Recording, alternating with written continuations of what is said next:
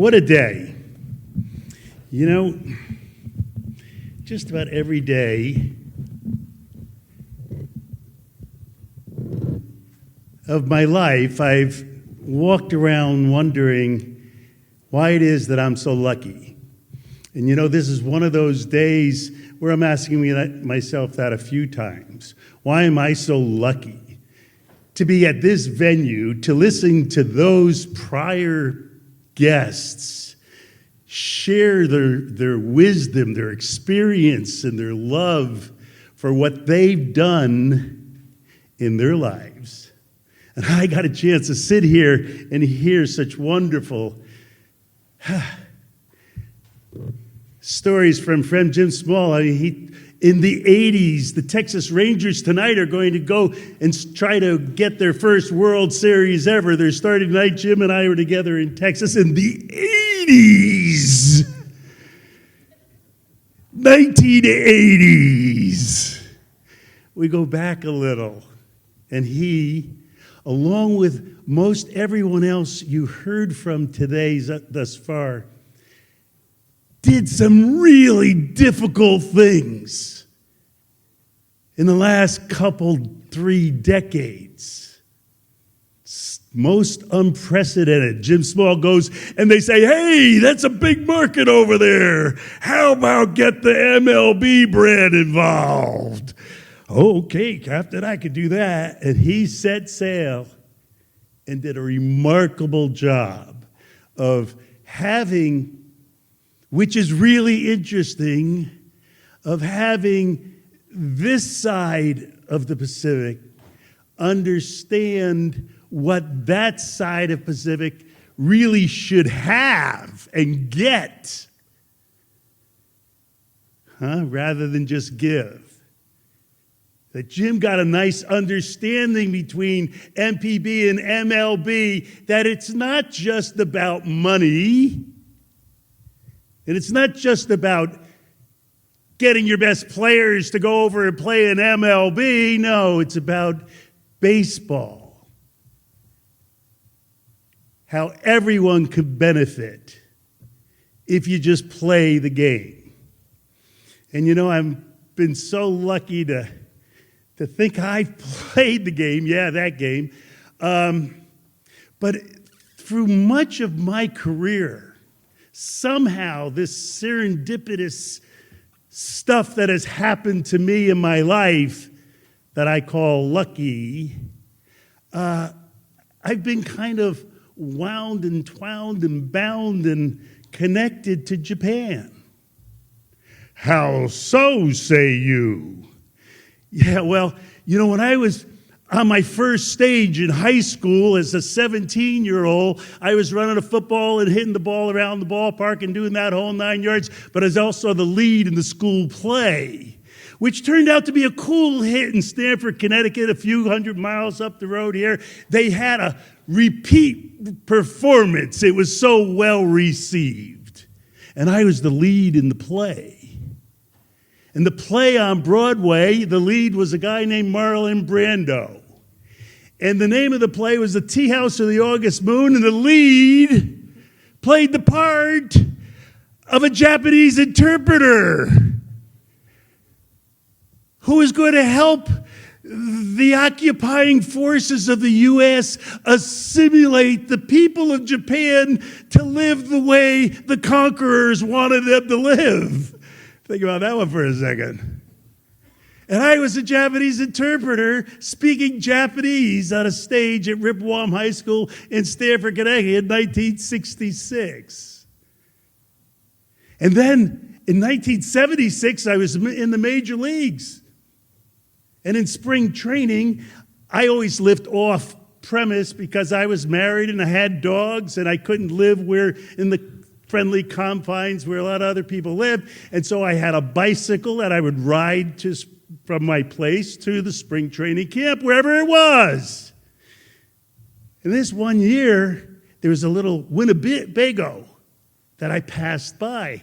And I peeked my head in. It had Mizuno on the side of the Winnebago. It was about this big. I didn't know what the hell Mizuno was. But I popped my head in, and there were 4 little Japanese craftsmen sitting in front of sewing machines making baseball gloves. And the Mizuno Sporting Goods company from Japan was going to try to crash the market in the U.S. And the way they're going to do it is go to spring training, get everyone to wear their glove, and have free publicity because the TV camera would always be on the Mizuno side. Hey, they kind of had that figured out, but they didn't get full approval to get here at the time. Well, I was one of the guys to wear a Mizuno glove.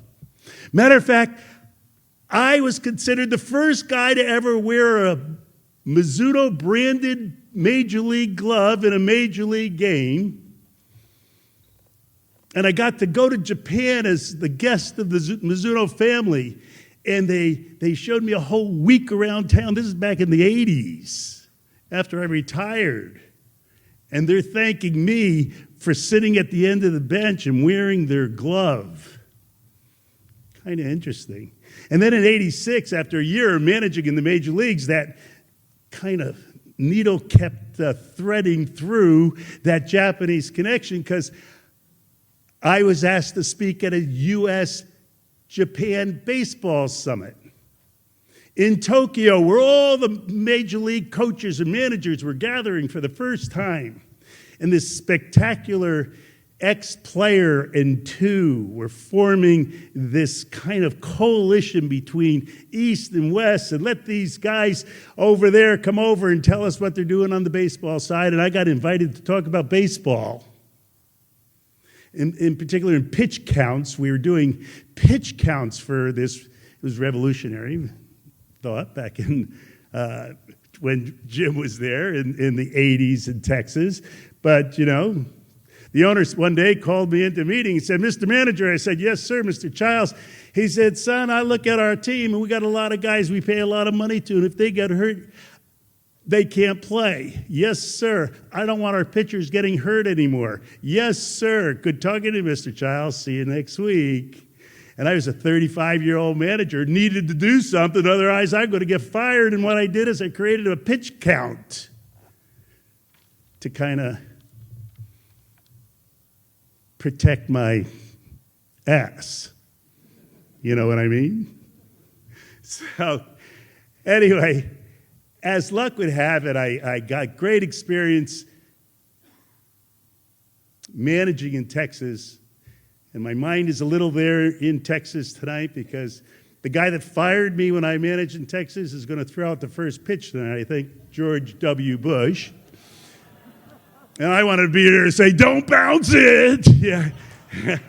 But but I'm here instead, and I'm a lucky guy to have been sitting here and look at Mashi and look at Boomer. And I just a little perspective, if you don't mind, because I'm a gray-haired dude, and sometimes I like to give perspective. But, you know, when you cross the Pacific as a left-handed pitcher from Japan and wind up in Fresno, California? Fresno, California, really? Without an interpreter? Without anyone saying, "Hey, this is a pretty good place to get something to eat for less than $1.50. Huh? This guy came over, sharpened his teeth for the first time against American-style hitters and got to the big leagues after a couple months in the minor leagues. And when you're talking about those bus rides, they were always, huh? And, you know, managing in Japan for 7 years gave me a really interesting perspective on life, huh? Mainly because I finally understood somewhat what it was like to be a minority because I was so different. And, you know, when you walk into the room and you're absolutely the only dude that looks different, you got to get a feeling. You know, there's a feeling. And just imagine this. Boomer's on the subway. Boomer's walking the street. Boomer's coming into the restaurant. There ain't no one in Japan who looks any different than him. Huh? And you know what kind of barrier that is on your just your freedom of how you're feeling about yourself, of when you're picking your nose and when you're not. It becomes consuming, and what you did, and to do it at that great level of your performance with all the distractions and confusions. Huh? No one was about to tell him, hey, listen, you got to get in shape a little earlier if you're going to go play in Japan, or you better make sure you have a little left in your tank because you're going to get there early and you're going to stay late. Because that's what they do. Huh? And so if you're not ready for that first year, you're in trouble.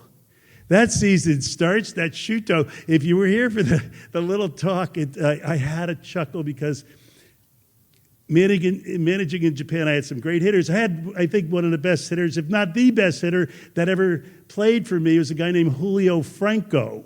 Okay, he played for me in Texas and played for me in Japan, and it was just a great hitter. That's end of conversation, not power, not singles out. Just put that good part of the bat on the ball, make a loud sound every time it happens. Well, he did it the most anybody I ever had. Huh? But when, we started to look around and wonder,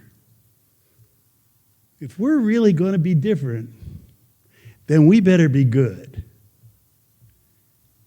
And that was a little lesson that I think I learned early on, maybe, But I really had it shine its brightest lights in Japan. And, I just came back from the Japan series where the Lotte team, the team I managed there for years, was playing against the SoftBank Hawks team in the first round of the playoffs. This is best of 3, and you play all 3 games at the team that comes in second's home field, right? So Lotte came in second, best of 3 competition, all at Lotte Park. Lotte wins the first one, Hawks wins the second one. And in the bottom of the 10th, with a full screaming crowd of fans, and we'll talk about a little differences in Japan baseball and U.S. baseball, but this is 40,000 people all viewing exact same place. 3 runs have come across the plate already. Lotte had tied the game at 11-11, man on second, 2 outs, base hit to center field, boom, bang, bang, play at home plate. Runner save. Lotte gets to advance, and it was spectacular for me personally, and I'm just sharing here, to be in that moment, huh? Because in 2005, I was in that moment as a manager for the Lotte Marines. And now a guy who was on my team is the manager of the Chiba Lotte Marines. I think it's really cool when life allows roads to intersect at the right place, huh? So anyway, I did that lucky trip, and now I'm here. And, the guy you heard from earlier, Brad Lefton, who I guess had to catch a plane or something, I don't know. But just for the record, and so everyone understands, Brad was the author of 3 of my books in Japan. Right, who knows when.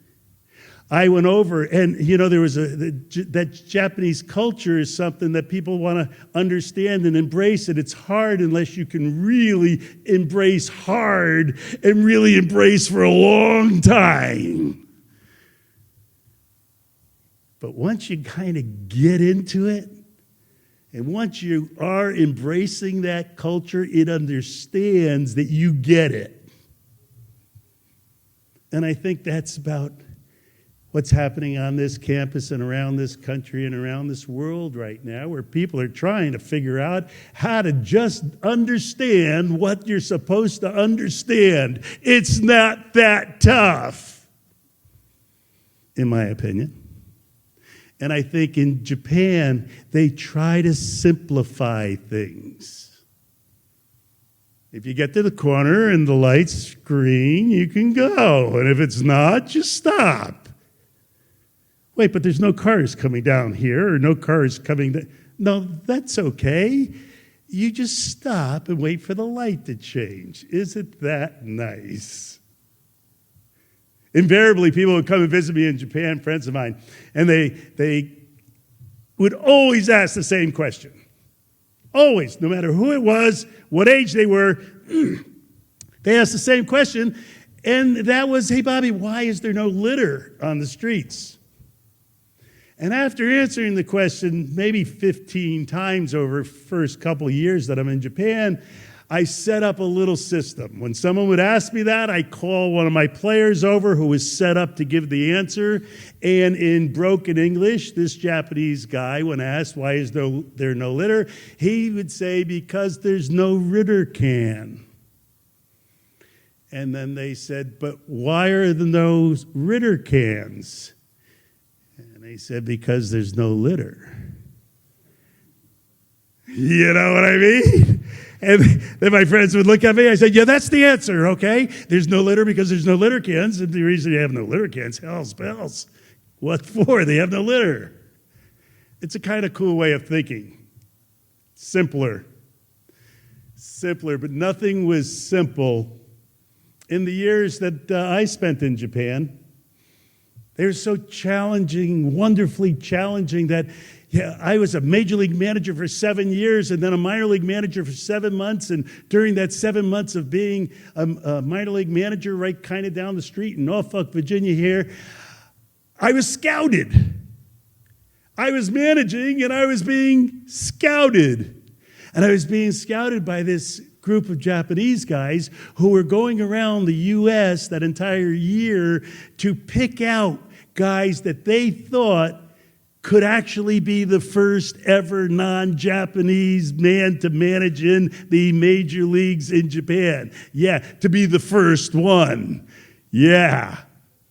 And the dude that they selected for the lead in the selection process was a star of the greatest ever teams in Japan that won 9 titles in a row, the Tokyo Giants. And that's with Sadahara O and Nagashima. You know the whole group. And, of course, the shortstop was Hiroka-san. Hiroka-san, who was about 6'1", and wore clothing as though he was a runway model. He was absolutely spectacular in dress with hand-designed suits and sport coats at all times. And he had the grace of a ballerina when he walked across the room. I was so lucky to have this guy who was not only the star player, then he became the star manager, then he became the star general manager, then he went into retirement, then they took him out of retirement to go find an idiot to come across the seas and manage a Japanese team. And I got the dinner call and was offered the job. Wow, what I didn't know.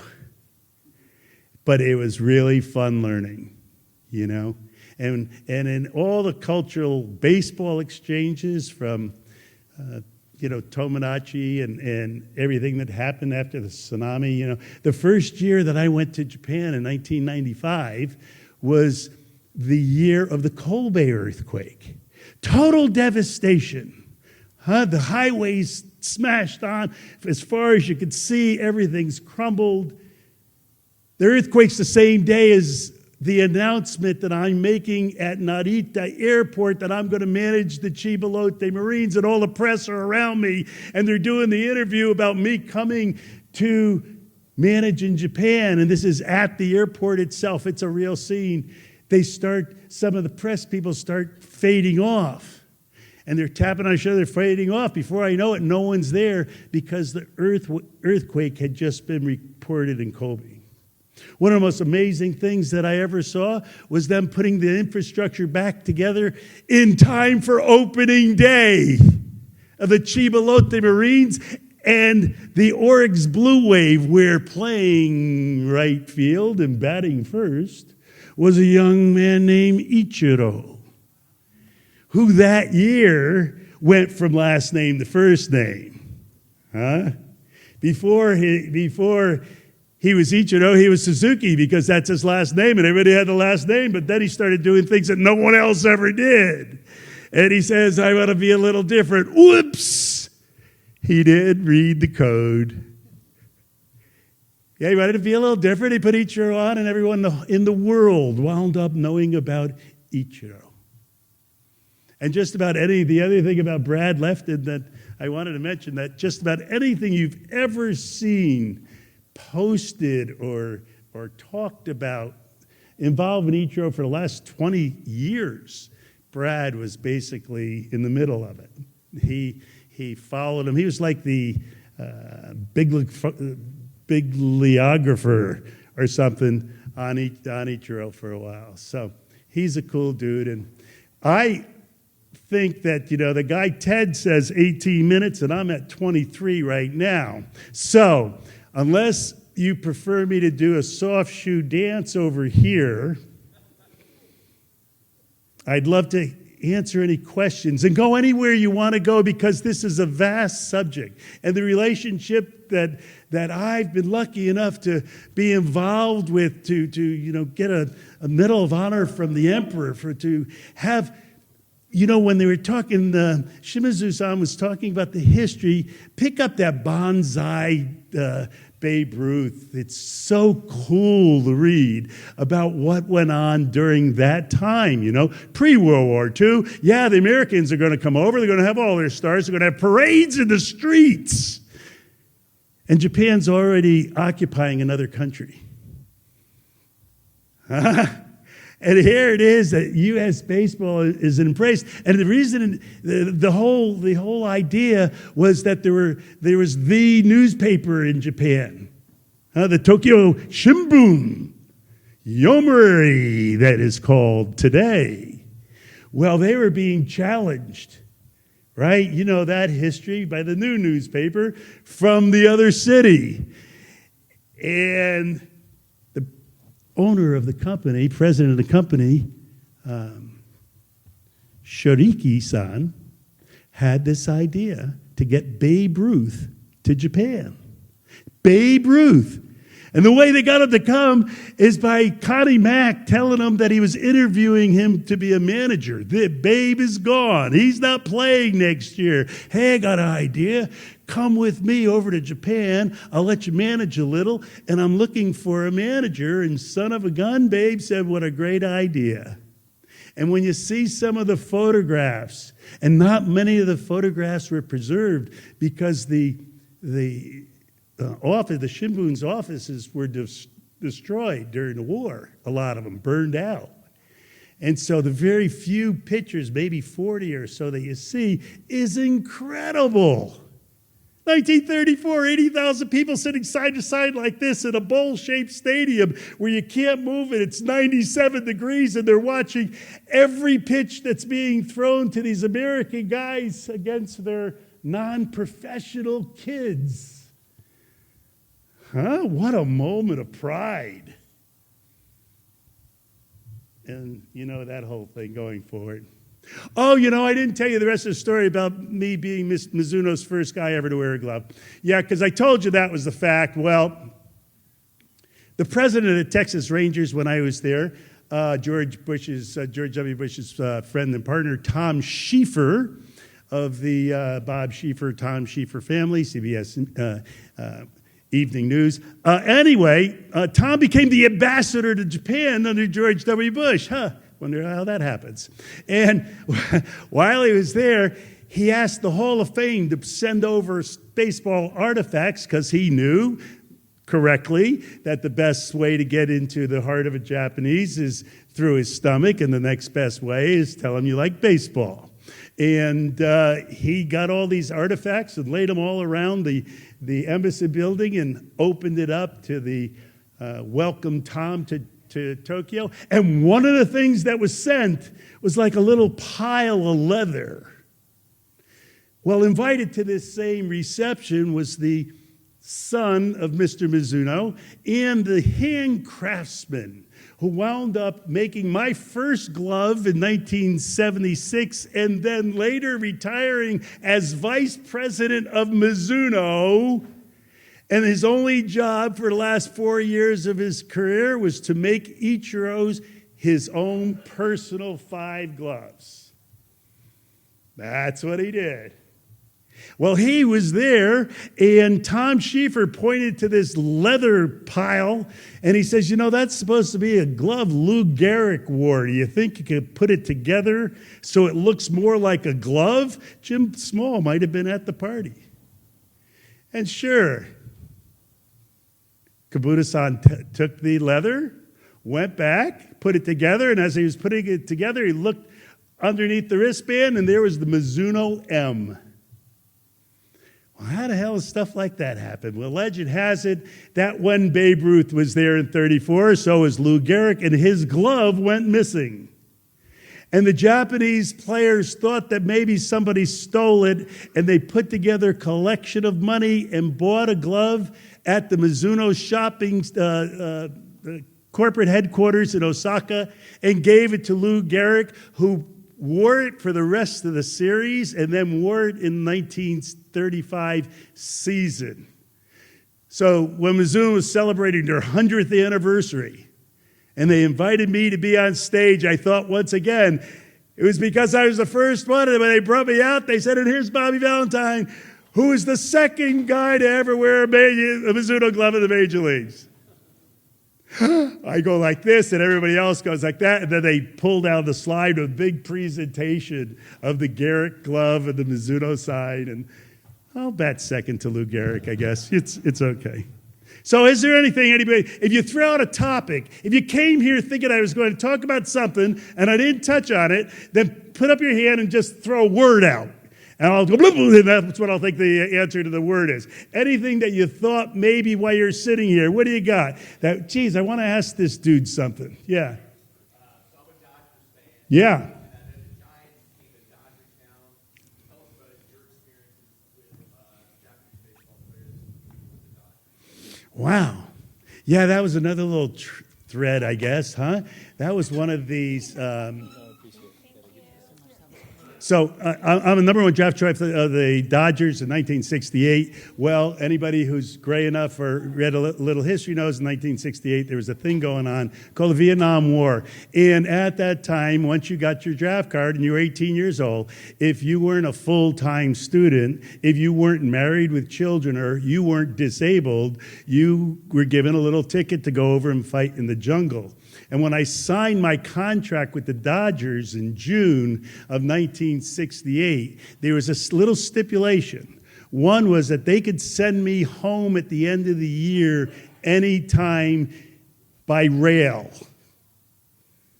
If I wanted to fly, I had to pay. Kind of cool, right? Ogden, Utah to New York by rail. That would be fun. Anyway, that, and then the other little clause at the time, which, it's got to be interesting as heck to think that times have changed so much that when you read it and it says that it's my obligation to remain a full-time student at an accredited university in the United States of America for the next 6 years.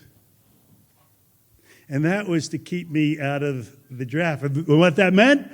That it wasn't like you went to the computer and registered, you know what I mean? That meant on registration day, you had to be on campus, you had to have a cashier's check or two, and those things are real. They weren't cashier's check, they were Western Union money orders.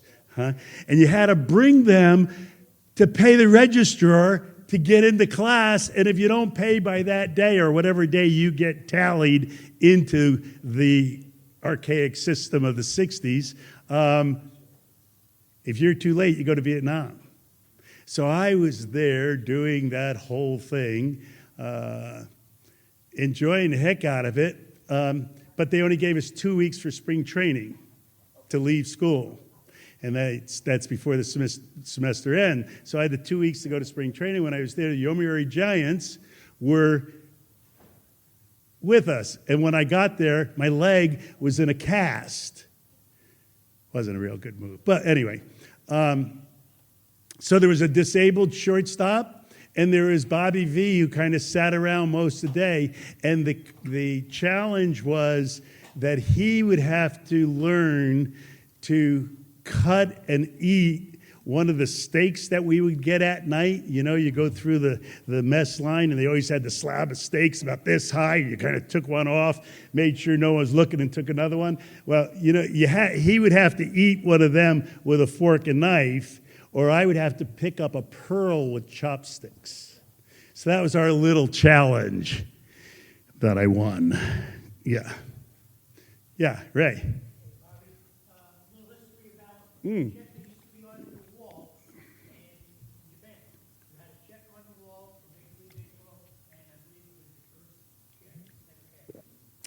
Wow. Yeah, I was one of those guys. I was so excited about getting this check that I decided not to cash it. Not really. Ray, I guess I guess that was probably a check, or that was contract. I don't know. Do I have to know any? Now, I'm at a very accredited university, and I'm reading a lot and seeing a lot, and I don't drive anymore. My machine drives, and I love it for whatever it's worth, okay? So I know that whatever is out there is a better driver than me, so I think it has a better idea on a lot of things than me. But is it all right? Just, Brad came back. Were you sitting there the whole time, Brad? Oh, gosh. He's very incognito. Yeah, thank you. Go.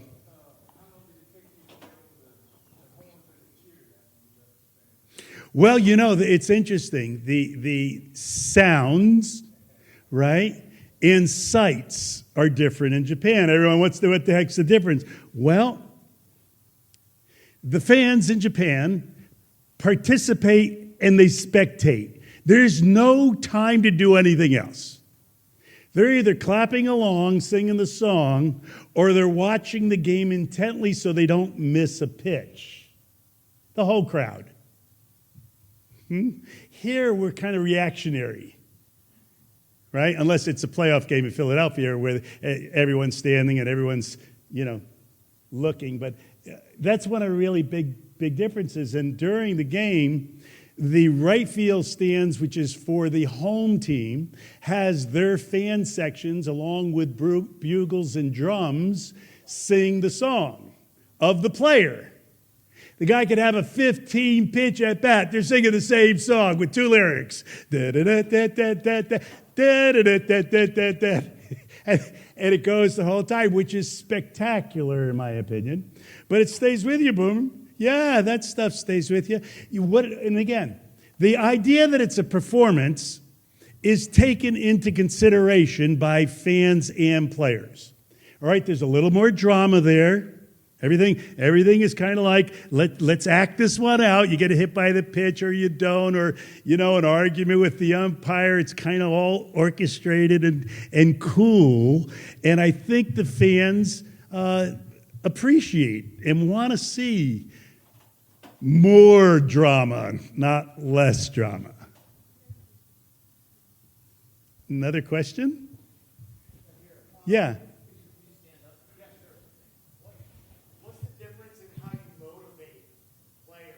Yeah. Yeah. Okay, here's one. You heard Boomer say when he was talking to the Japanese players, he said, "Hey, dude, this is a game. You gotta have fun."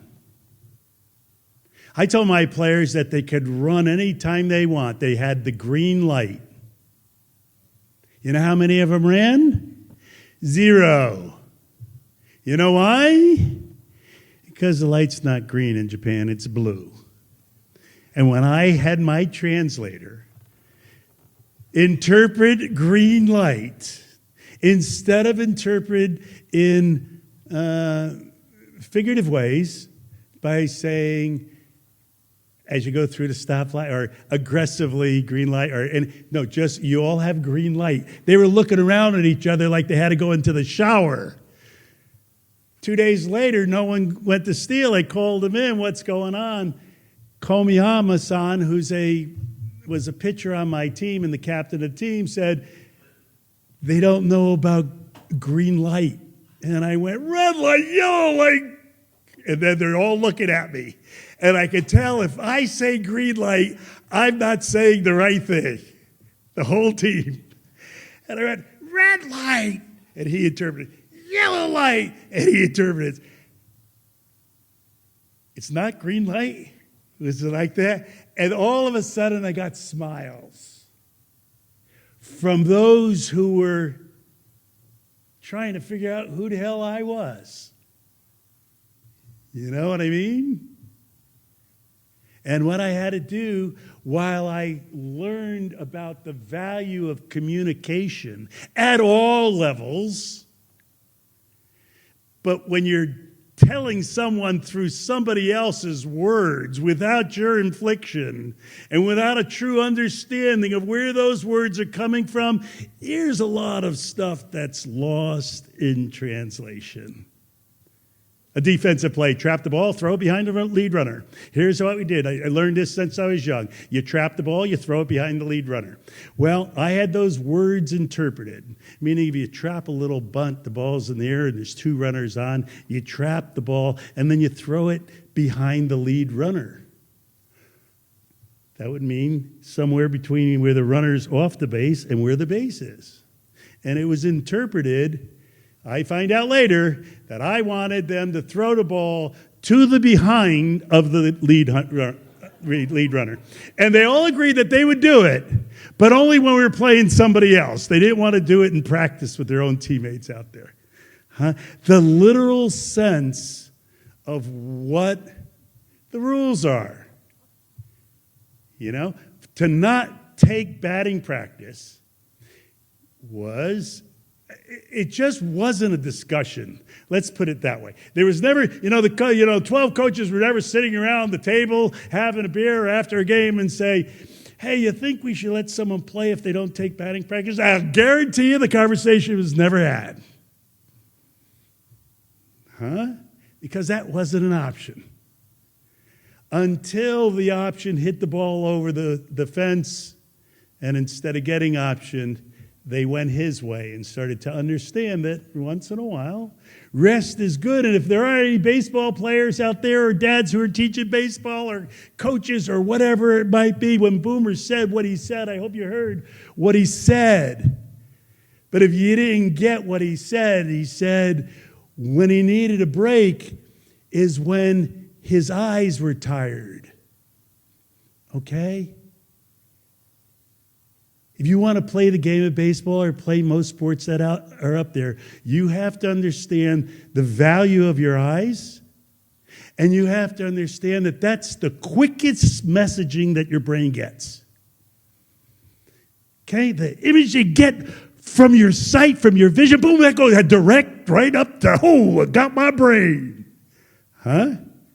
All those other ways of it getting up to the brain kind of take detours to get there. So you have to make sure that the first messaging is the good messaging, especially when you're hitting. Because hitting's that crazy thing, isn't it? Oh, my. When Mashi's telling you that he's doing this baseball thing and guys are running out to fight with the other team, think about that one for a second, if you will, folks. And also think and understand, because I was a teenager when he was doing this. And I went from living on the East Coast, living in the middle of the country, to living on the West Coast, and I grew up pretty quick, because them times were changing. And I'm going to tell you,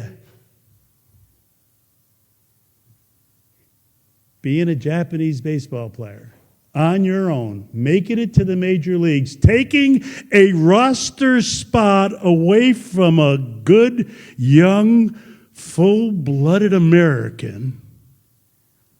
In 1964, it was thought about that way by some of the folks. And baseball had just gotten through that 47 barrier. This is only 10 years later, and there is still resistance. The Red Sox finally decided what a good idea. Let's have the best players play on our team. Yeah. But it took a long time. So what else? Yes, sir.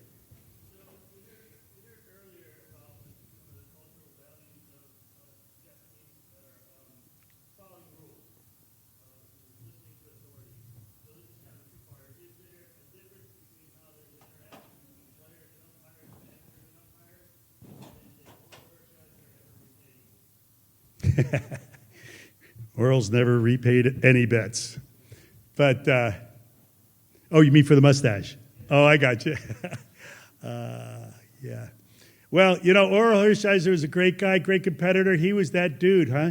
Here, I thought it was going to be the Dodgers in this World Series. They're not there. And, if someone with his heart was on that team, they probably would be. And the craziest thing had happened on the way to the ballpark. What was the first part of the question? Exactly. That's a good question. Yes, there's a different relationship. Yes. Okay. Because one of the rules is to understand respect. Okay? It's part of your upbringing. You respect it's just part of. I don't know where it went away. Huh? But I remember respect was an important part of that upbringing. Well, they still get it. And a lot of times it's like it's just what it is. You're older, you're respected. Comes with the territory. God, what a novel idea. So anyway, you'll see Ohtani. If you ever watch Ohtani, who I have to do a little footnote on, I have to do a little footnote on Ichiro. Let me just say, those two, we're talking about two dudes that played baseball. Ichiro, Ohtani. They both have one thing in common. Not that they're left-handed hitters, but that they're both geniuses. And when I tell you that, I mean it in the true sense of the word. You're a genius. It used to be, you're a genius in a subject if you had 3 books on it, But these guys actually got the diploma, and they graduated early in the genius class. What they see and what they do and how they do it is unlike mere mortals. And the process, as was mentioned, which is based around respect and discipline. But that process, they used to have a process to go into pro ball. You had to catch you have to catch 1,000 balls at a time, without sitting down, without calling time. Have a guy standing over at home plate and hit 1,000 balls in your direction, and you have to catch it 1,000 times. This is called Senyang-nak. Well, when I went over like an idiot, I said, geez, I want to join the fraternity. What do you have to do? Well, catch 1,000. I started catching ground balls. I got to 250 one day, and I said, oh. Then I got to 350 one day, and I said, maybe. And the most prepped I did was 500 in one day, and I told them I was ready, and it was going to be a media event. The old idiot manager thinks he's going to catch 1,000 ground balls. It was pretty funny.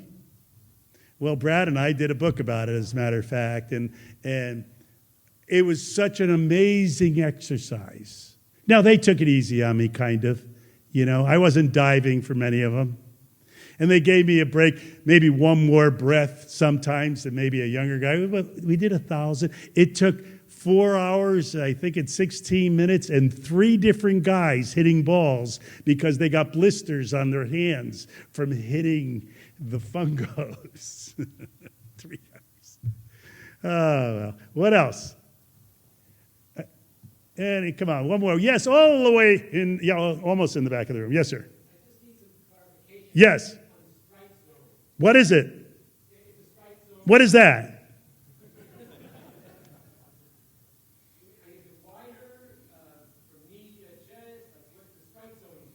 Yeah. Yeah, that's a good question. You saw my skit 13 years ago this month on ESPN when I was doing that Monday Night Baseball and I brought in the fake robo-umpire and did the whole thing. That this time of the year, the most unfair thing that could happen is for the game not to be played by the rules. You know? So we got it with Houston, right? You know what happened in 51 and a later stage, right? You know about all of the things that were challenged and found out because they were against the rules. Well, when an umpire calls a ball a strike or a strike a ball, that's against the rules. Because the rule says the ball has to come over in this strike zone. End of conversation. If we can't get that one right, then we're missing the whole situation. Kid goes and has a batting lesson. He pays the first thing the coach says, okay, Johnny, here's what you're going to do. You're going to swing at strikes and you're going to take balls. And then Johnny gets in the game. The bases are loaded. It's 3-2 count. And the umpire calls strike three. It's this far outside. He says, I hate this game. You told me to take balls and swing at strikes. And he threw a ball and he called it a strike. I hate this game. Well, I want to get rid of that somehow. And I'd love to start at the youth level. So all those creators and inventors out there, you can Google laser home plate. It's now available for sale. The copyrights are out there. It's cheap. And this guy designed a laser plate. This would be for youth, not for the major league. You take with you. You turn it on, the lights kind of go up around the plate, and then the ball breaks the lights. The problem is they haven't figured out the horizontal yet. You know what I mean? They got the vertical going up, and it goes through. Great. And they shoot up to the sky. But to kind of get the horizontal, someone can fix it. AI knows how to do it. Anything else? There's one all the way in the back. Yes, sir. Ma'am. Sorry, Coach. Yeah.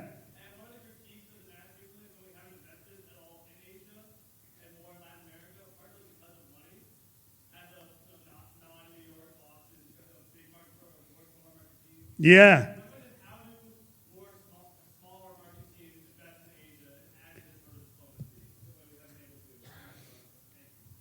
Yeah. Well, it's hard. I wish it was that easy to just invest money and get an ROI on it. But if you sit in one of those boardrooms and you look over those financial statements of these teams, and they have this little category down here of R&D International, and they see the number and they go, we have no players. Well, you got to do it again to get the players. You know, that it's just not worth the risk and reward. I think it's unfair. I don't like it. You know, but that's how they figure it out. And, you know, as far as guys coming over from Japan to here, they've had such courage, it's unbelievable. I want you just to understand, because you saw him with an interpreter after the game, doesn't mean when he got in the car and either someone drove him or he drove him, and he was a Japanese player in his first year or even second year and sometimes third years, it was hard. Yes.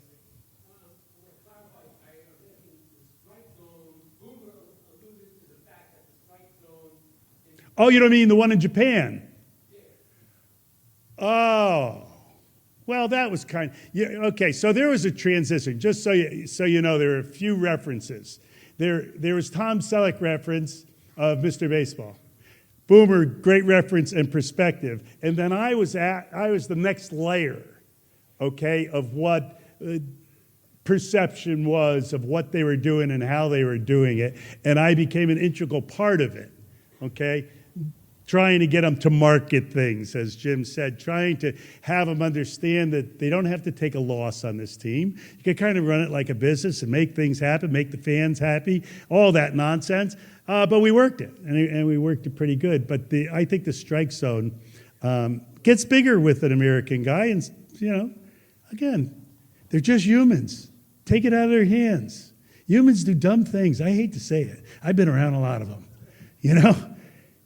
They surprise you at the worst time, don't they? That damn human. How about one more? Well, like I said, earlier, that I'm really a lucky guy. I think that that shiny star that went dim 5, 6, 7 times in my life, and I couldn't really find the way, that somehow I was always able to fill up the battery pack and get that star illuminated. And as I said earlier, a lot of it's just been serendipitous, but I think a lot of it, in fact, is because I try to do the right thing. And I think when you just try to do the right thing, even though you're not right all the time, damn it. But if you try to do the right thing, when you get up till you go to bed, somehow your surroundings become a little more friendly. That's all I know on these 74 years. And on that note, thank you all very much for having me here. It's indeed my pleasure. Thank you.